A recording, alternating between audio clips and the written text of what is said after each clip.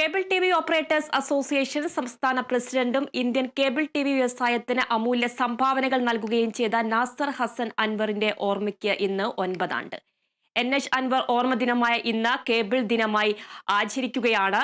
കേരളത്തിലെ എല്ലാ cable T V നെറ്റ്വർക്കുകളിലും കേരള വിഷൻ സ്ഥാപനങ്ങളിലും പതാക ഉയർത്തി.